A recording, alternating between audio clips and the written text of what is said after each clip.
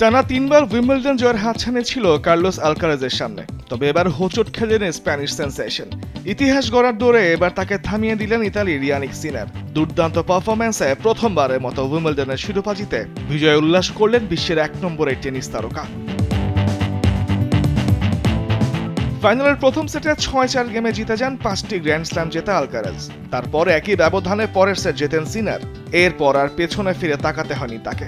4-6, 6-4, 6-4, 6-4 গেমে আলকারাজকে হারান 22 বছর বয়সী সিনার। 3 ঘন্টা 4 মিনিটের টান লড়াইয়ের পর ঘাসের কোর্টে নিজের প্রথম গ্র্যান্ড স্ল্যাম ট্রফি ছুঁয়ে দেখলেন ইতালির এই তরুণ। এর আগে 5 বার গ্র্যান্ড স্ল্যামের ফাইনালে উঠেও কখনো হারেননি আলকারাজ, তবে এবার ভাঙল সেই রেকর্ডটাও।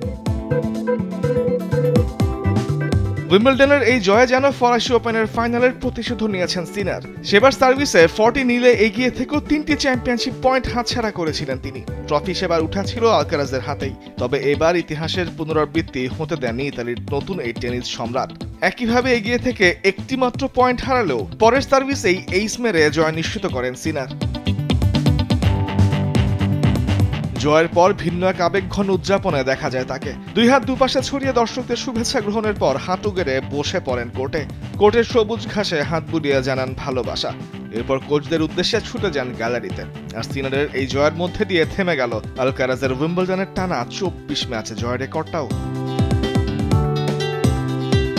তামিমুর রহমান, স্পোর্টস ডেস্ক, দেশ টিভি।